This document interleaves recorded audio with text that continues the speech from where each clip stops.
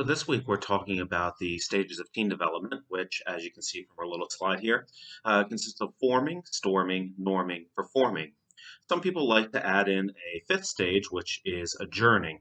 In either way, though, you should see that the slope that we notice in here isn't just a straight line up or across. It actually starts at a little bit of a higher point, goes down, and then comes back up and up. And if we add in adjourning, as you'll see in the next slide, then we get a slightly different result as well. So now that we can see as we've added adjourning that our S shape is kind of complete. It's a little more readily noticeable. And so then why is this? Why do we get these different shapes, or why doesn't team building look like a straight line or like a J curve or some other sort of shape? Why is it an S curve? Well, let's look at the next slide and we'll see, what's going on. Well, this slide should make it obvious why this S shape occurs. And that's because the stages are designed to sort of recognize the way human psychology operates. So in a forming situation, everyone's friendly, right? These are people you're just meeting, you're doing some icebreakers, maybe some fun games, just starting to bring together the elements you need for your team to be successful, getting the right people in the right room at the right time. Then you enter storming.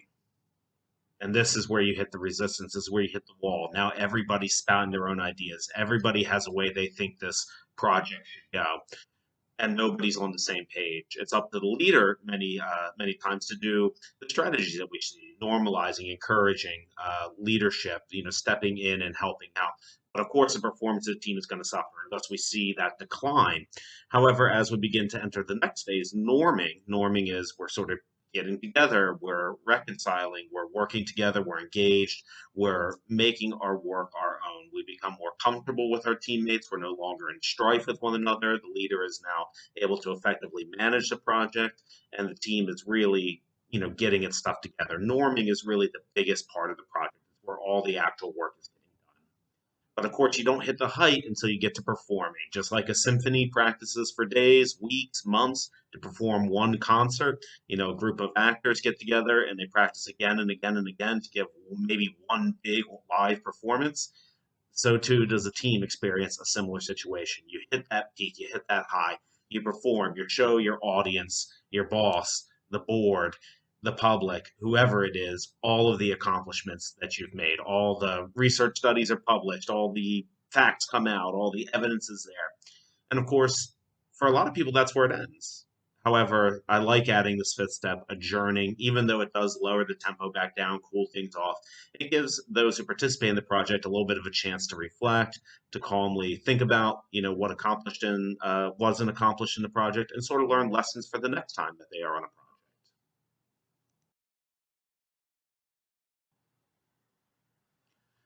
So, what kind of advice would we want to give a potential leader of a project for each stage? Well, for forming, usually the thing most people come straight to is something along the lines of ice breaking.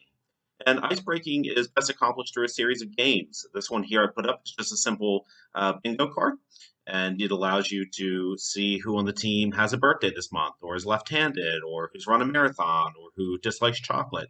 Just finds little interesting personal details that other people can relate to and begin to form a little bit of a relationship around. And that's all you should really be looking for in forming. Is just not just memorizing each other's names or learning each other's job titles, but sort of learning a little bit of personal information, a little bit of professional information about the person, just enough to sort of get the ball rolling, get things going.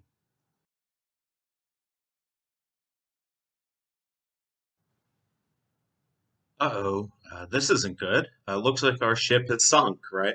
And that's because we've entered a storm. Storming is the hardest part of project management, of team leadership, of team development.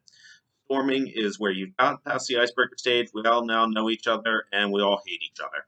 Nobody can agree on what to do. It's really hard to organize thoughts. Too much brainstorming occurs sometimes. This is where you need a steady leader to really guide the ship correctly. So you're going to need some specialized skills to do that. So, what sorts of skills would help? Well, the first thing is empathy. You need to be able to sense how people feel. You need to be able to answer people's frustrations. You need to be able to help them feel more comfortable with one another. And if you're not good at this, you might have to fake it. You might just have to fake it. You might have to pretend to care even though you don't. But empathy is definitely an important skill. Also, so is discipline. You have to enter in a set of expectations for your team, and you have to stand by them. And you have to ensure that your team is clear about what the expectations are. Sure, there's a time and a place for creativity at this stage, but after a direction has been picked, you've navigated the storm.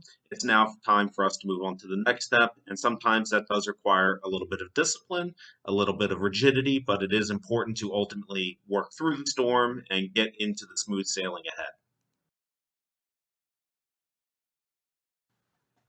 Norming is where the bulk of any project is going to happen. Norming is working together, collaborating, actually doing the research, actually doing the work, actually accomplishing the task.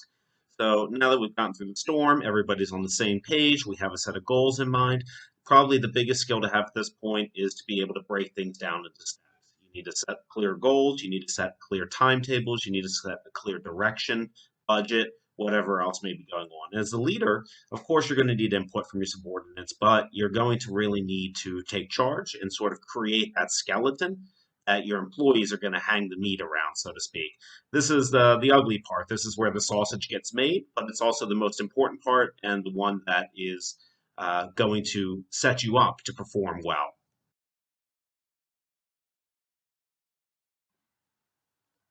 For it is your thoughts that now must deck our kings, carrying them from here to there, jumping o'er time, turning the accomplishment of many years into an hourglass.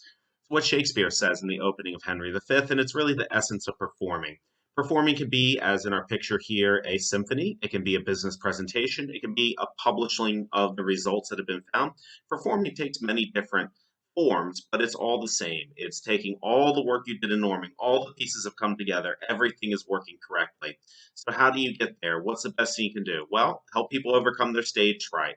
Help everyone to feel comfortable. And once everyone's on the same page, we're all going to go out there. We're all going to give it our best. It's really time to pull out the Shakespeare, time to pull out the pep talk, time to pull out, the big guns and encourage your team to perform their best and, let them know you'll be proud of them no matter what occurs.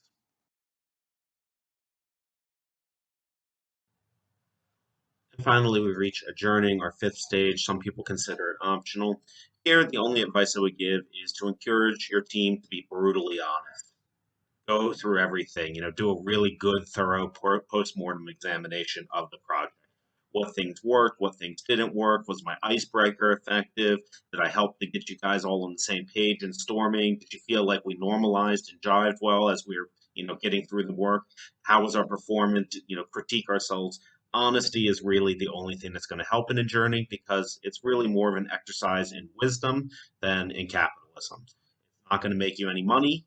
What it is going to do is prepare you in the future to make more money, if that makes any kind of sense. At the end of the day, though, don't be too worried about this. It is tricky, it is hard, and you're going to learn a lot each time you lead a project, each time you lead a team.